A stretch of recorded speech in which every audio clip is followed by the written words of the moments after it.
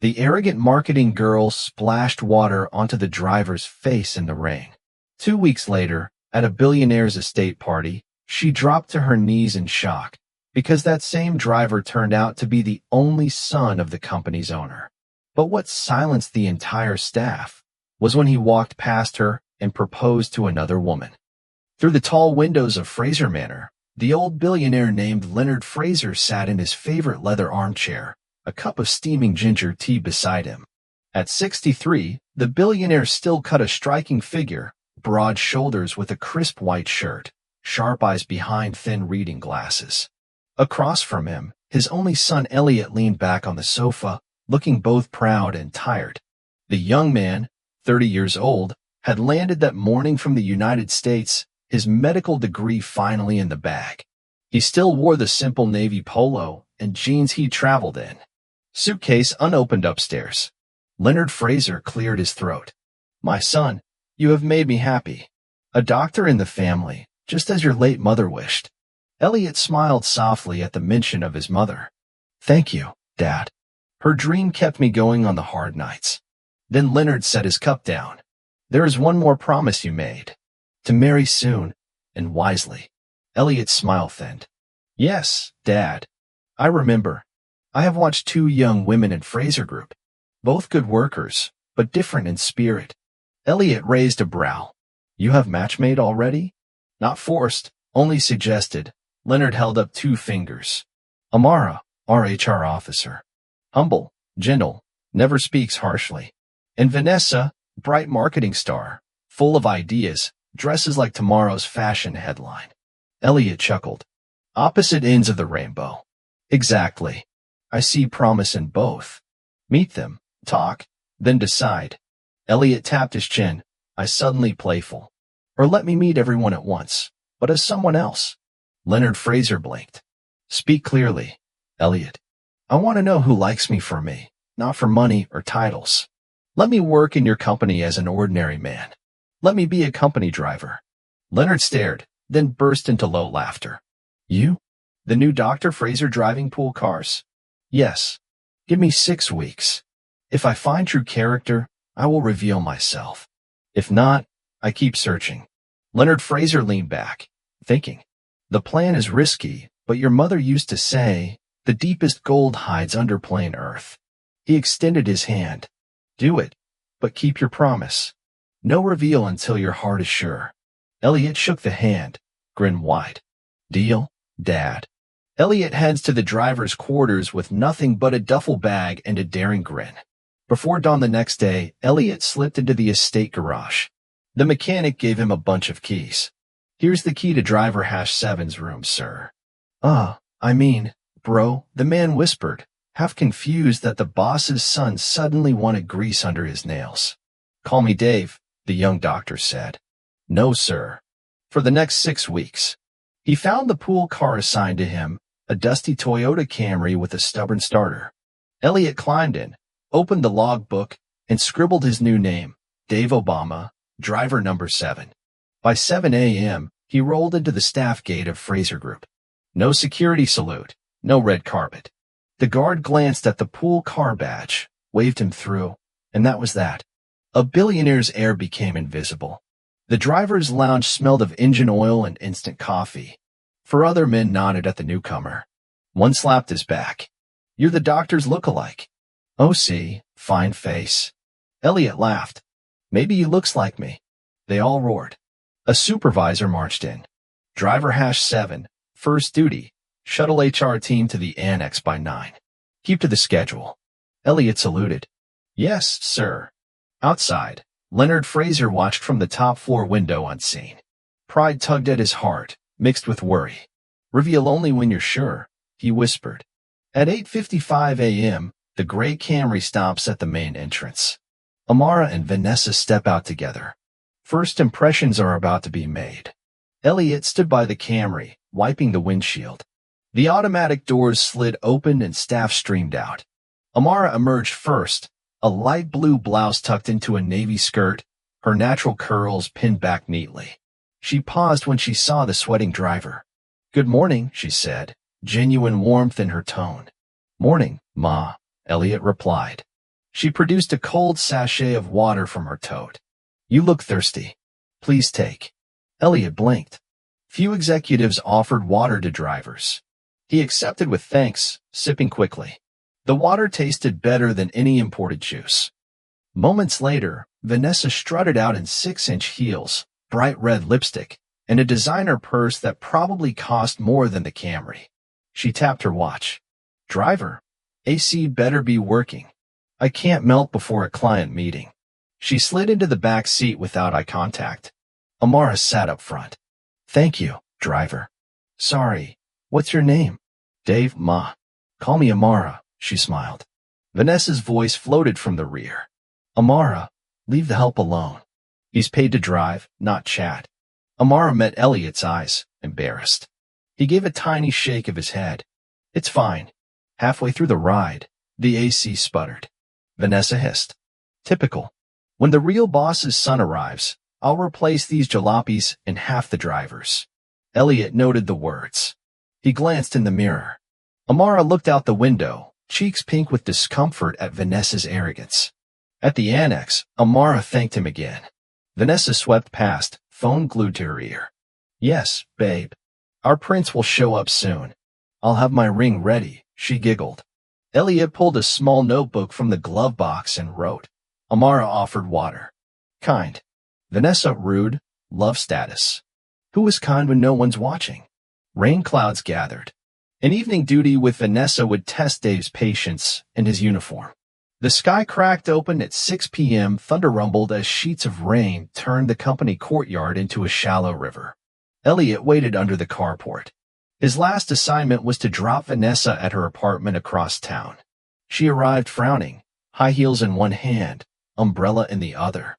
Driver, take me to Golden Palm Spa first. I need steam therapy after this miserable day. Elliot checked the duty sheet. Ma, destination approved by transport desk is your apartment. I'm sorry, I can't change route without clearance. Vanessa's eyes blazed. Do you know who I am? Call your supervisor. Better yet, hand me the keys. I'll drive myself. Policy says, policy, my foot. She yanked the door, mud splashing onto Elliot's trouser leg and shirt. Rain soaked him instantly, but he kept his voice calm. Please enter, Ma. I'll take you home.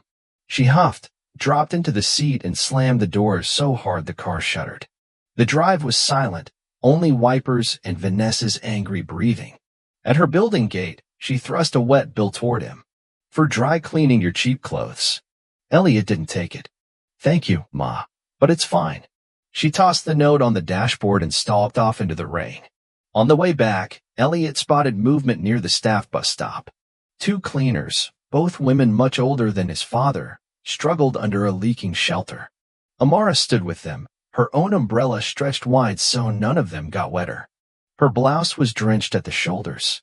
Still, she smiled and chatted, waiting for their staff shuttle. Elliot parked, stepped out into the drizzle and watched quietly. Same storm, two different hearts, he mused. Later in his small room, Elliot washed the mud from his uniform. He stared at the wet fabric and thought of Amara's gentle voice versus Vanessa's scorn. Would Amara still smile if she knew I was the heir? He wondered, sleep stealing over him. The compound still slept when Elliot unlocked the pool car shed at 5 a.m. Only the distant muezzin's call and a chorus of crickets broke the dawn hush. He was about to turn the ignition when he heard a soft groan. Old Mama Joyce, the company cook, stood beside the battered kitchen van, hand on her back, staring at a flat tire. Morning, Mama, Elliot said. Let me handle that. But you'll soil your uniform, my son. He grinned, rolled up his sleeves, and within minutes, the van sat on its spare. Mama Joyce's gratitude poured out in half English, half Igbo prayers. She pressed a warm sachet of kunu into his hand before driving off. 2 hours later, after the staff shuttle run, Elliot returned to the Camry and found a small food flask on the dashboard. A sticky note read, Driver Dave, thank you for helping Mama Joyce. You must be hungry. Amara. He opened the lid. Slices of soft yam and pepper stew still steaming. The smell carried him to childhood breakfast in his late mother's kitchen. He bowed his head in silent thanks, then ate with fingers and a wide smile. Across the courtyard, Bright red heels clicked. Vanessa stepped out of her ride, noticed the flask, and narrowed her eyes. A whisper of perfume and suspicion followed her into the building. By midweek, the corridors of Fraser Group buzzed louder than the photocopiers. Someone claimed the Leonard's mysterious son had finally landed in Nigeria and would soon tour the departments. Vanessa seized the rumor like a handbag. She floated from desk to desk, gifting imported chocolate bars and snapping selfies in executive chairs. Caption: Future daughter-in-law doing early inspection. At lunch, she planted herself in the boardroom doorway, so every manager passing by could catch her accidentally rehearsing a curtsy. Laughter followed her, part amusement, part envy. Meanwhile, Amara kept her head down, finalizing payroll figures. When she rose to stretch, she spotted Elliot through the window, brown shirt damp, pushing a trolley of sealed HR files to the archive room. She packed rice and vegetables in a clean lunchbox, slipped downstairs, and beckoned him behind the stairwell. Eat before the next run, she whispered, cheeks pink. A janitor sweeping the corridor paused. His broom slowed as he watched Amara hand the lunchbox to the driver. He raised a knowing eyebrow, tucked the memory away, and kept sweeping straight toward Vanessa's office. Friday evening traffic clogged the exit ramp. The big company shuttle coughed twice, then died. Staff groaned. Elliot, escorting the bus and the Camry, hopped out and waved cars around. He opened the shuttle's hood, but the faulty fuel pump had given up completely. Amara was among the stranded. We'll walk to the gate, she suggested, rolling up her sleeves. Together, they pushed the heavy bus off the road shoulder. Rain clouds threatened, but laughter rose each time the bus rolled an inch. Exhausted, they left it for the mechanics and continued on foot.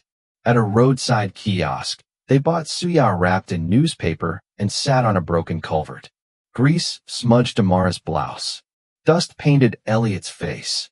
Yet conversation flowed like cool Zobo. Elliot confessed, I admire how you treat everyone the same. Drivers, cooks, cleaners. Amara shrugged. My father was a carpenter. I know how it feels to be invisible. She searched his eyes. Character lasts longer than cash, Dave. Under a flickering street lamp, that truth felt like a promise.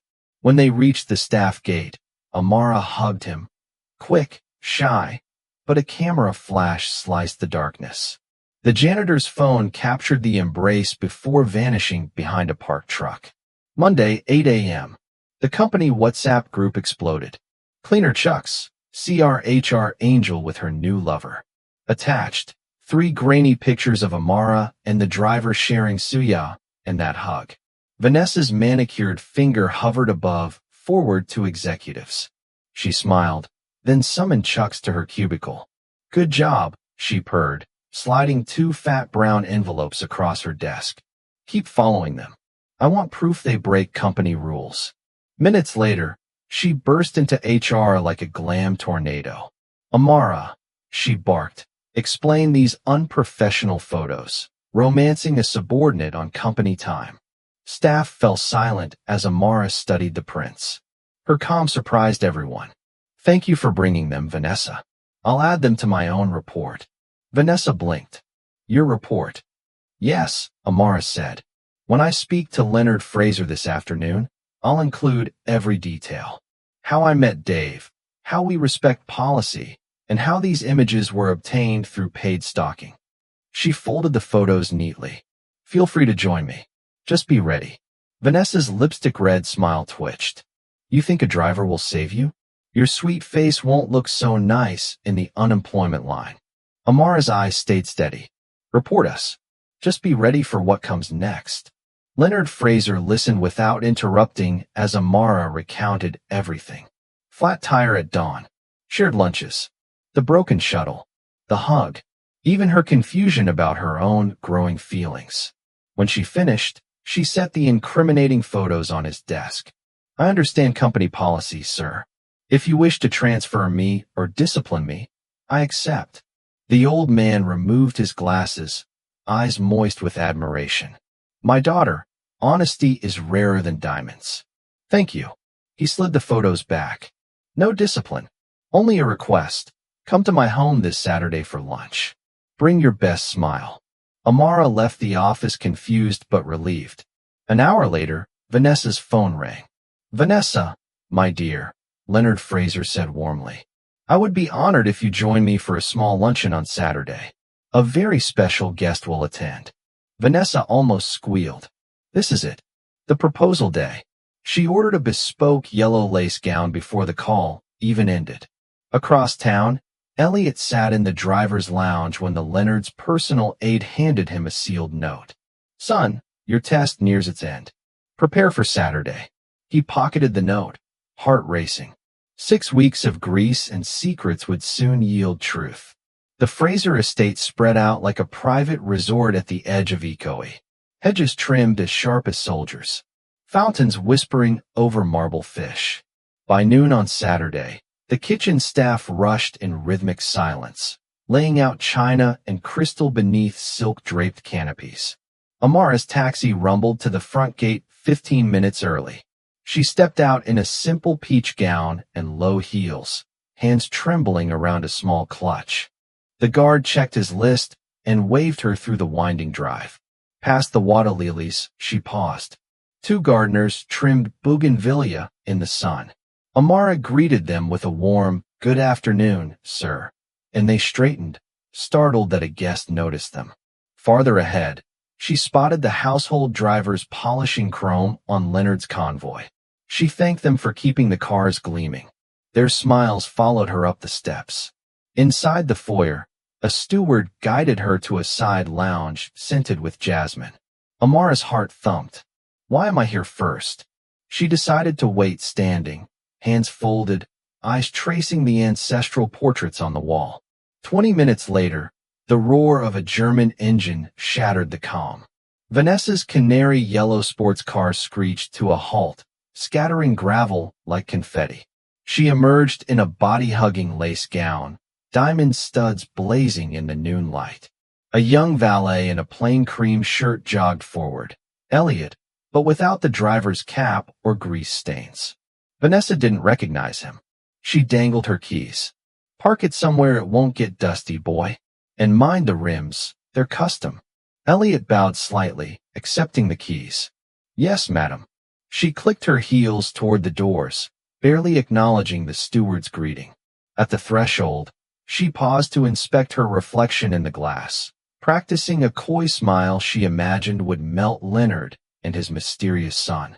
From an upstairs balcony, Leonard Fraser watched the contrasting arrivals.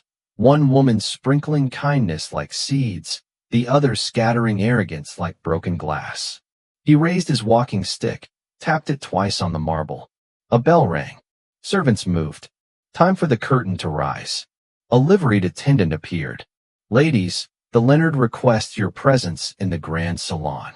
The Grand Salon soared 2 stories high, walls paneled with polished mahogany, chandeliers tossing rainbows onto Persian rugs. Amara entered first. Vanessa glided in seconds later, lips poised for a dazzling smile. Leonard Fraser stood near the hearth, regal in a midnight blue agbada embroidered with silver thread. Beside him, a tall man faced the window, back to the room, dressed in an impeccably cut charcoal suit. Welcome, my daughters, Leonard began, voice warm yet measured. Today I introduce the person who will steer Fraser Group while I rest. Vanessa's pulse hammered. It's happening.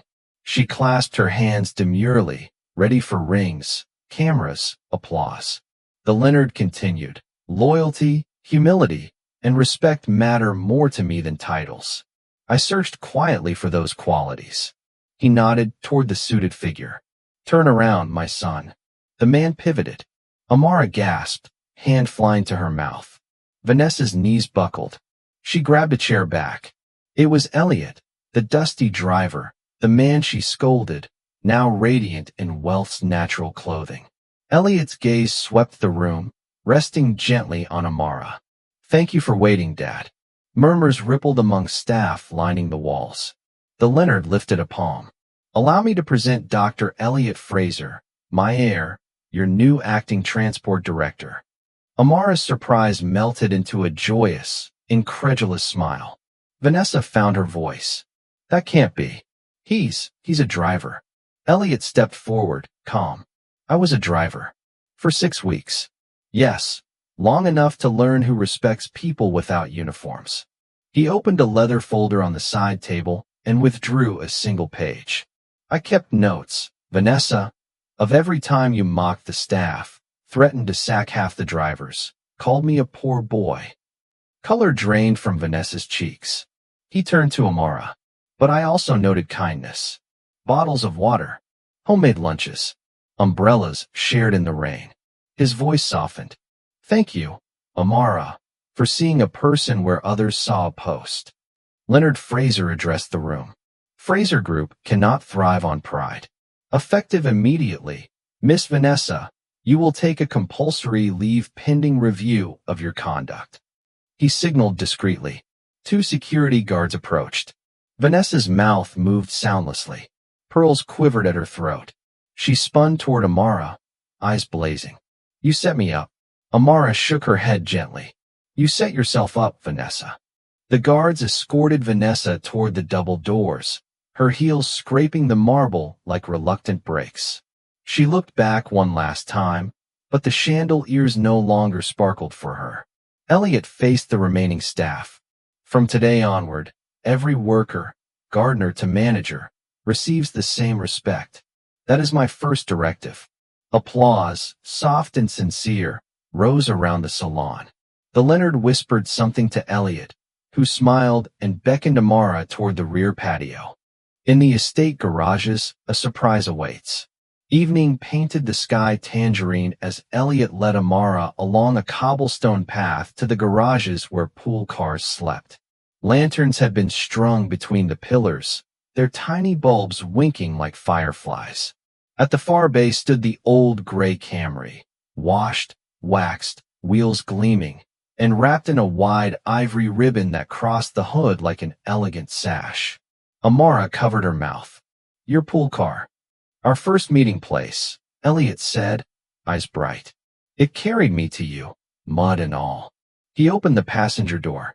On the seat lay a velvet ring box. He retrieved it, then knelt on the smooth concrete. Amara Bennett, he said, voice steady but thick with emotion, when I was a nobody to the world, you treated me like somebody. You fed me, defended me, laughed with me under broken street lamps. You loved the driver. Will you marry the man? Tears glittered on Amara's lashes. Yes, Elliot. 1,000 times yes. He slipped the simple gold ring, forged from his late mother's wedding band, onto her finger. A cheer erupted. Leonard Fraser, the household staff, and even the drivers emerged from behind SUVs clapping. Mama Joyce dabbed her eyes with a napkin. The gardeners waved pruning shears in celebration. The Leonard stepped forward, resting a fatherly hand on each of their shoulders. May your road together be smooth, and when it is rough, may kindness be your spare tire. Laughter rippled. Elliot raised Amara's hand. Our first joint project starts tomorrow, Fraser Driving Academy.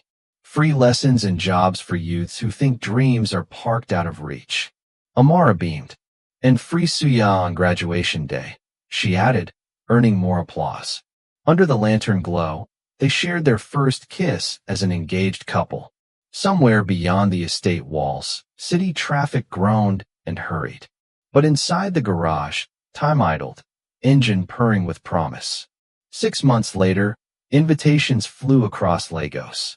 Wedding bells, a convoy of smiling drivers, and an academy ribbon ready to cut. But that's another act of their story. 6 months rolled by like fresh asphalt under warm Lagos skies.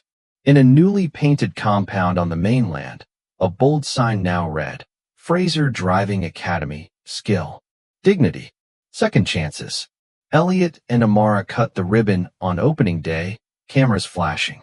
Beside them stood Leonard Fraser, Mama Joyce, and all the company drivers, polished shoes, broad smiles. 40 young men and women from low-income neighborhoods crowded behind the gate, clutching admission letters that cost them nothing but hope. Welcome, Amara told the students, voice clear through the small PA system. Today you learn to move a car. Tomorrow, you move your life, Elliot added. Anyone who finishes with top marks gets an automatic job in Fraser Group's transport unit, or seed money to start a taxi business.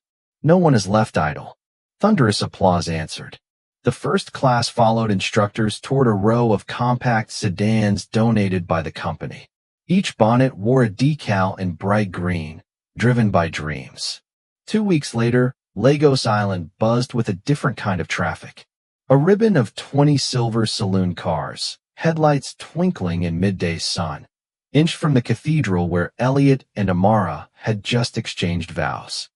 Every vehicle was driven by a Fraser employee, some senior chauffeurs, some fresh graduates from the Academy's pilot batch. They honked in rhythm. Peepa-poopa. Pedestrians waved. Hawkers shouted, "Blessings." Amara, radiant in an ivory lace gown, leaned out of the lead car's sunroof, bouquet high. Elliot, beside her in a cream tux, laughed when the bouquet almost flew into a Danfo bus.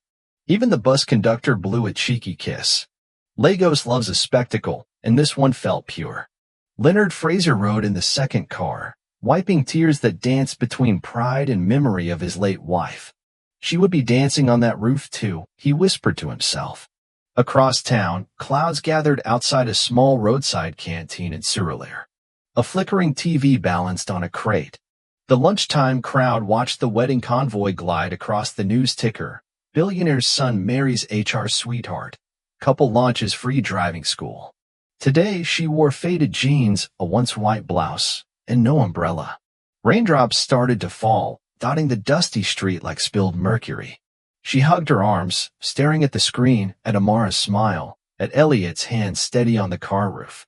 A pang twisted her stomach, half hunger, half regret. Cheap heels bought at a roadside bin felt heavier than stone. Vanessa signaled a yellow taxi. As she climbed in, the driver, one of the Academy's new trainees, clicked the meter and said politely, "Good afternoon, madam." "Where to?" She opened her mouth, closed it, then simply muttered, "Anywhere but here." The taxi pulled into traffic, taillights blinking through the drizzle. Evening draped the city in bronze when the wedding party reached the Academy grounds for the reception. Long tables overflowed with jollof rice, fried plantain, and suya. Drivers wore branded T-shirts that read, "I take the high road." Elliot tapped a microphone. "Before the DJ blows the speakers," he joked, "we have one more surprise." Amara unveiled a gleaming minibus, a gift from the couple to the Academy's top student, a single mother named Lydia who once pushed wheelbarrows at Mile 12 Market. Lydia wept as she accepted the keys. "This bus will feed my children, sir," she whispered. Amara hugged her. "Just promise to hire more women drivers." Laughter and cheers floated into the warm night. Fireworks popped above the lagoon, their colors reflecting on shiny bonnets below. Later, when the last song faded and the final slice of cake disappeared, Elliot and Amara walked to the old gray Camry parked quietly at the compound's edge. Still ribbon-wrapped, now a museum piece. They sat inside, hand in hand, listening to rain tap the roof. Amara traced the steering wheel. "From this seat to all of this," she said softly. Elliot kissed her knuckles. A muddy road led to gold. They stepped out, locked the doors, and left the Camry under soft security lights, a reminder that big engines can start with small sparks. As the newlyweds drove away in a modest SUV, Amara at the wheel, of course, a final message scrolled across a digital billboard outside the Academy. "A good heart is the finest vehicle to reach love."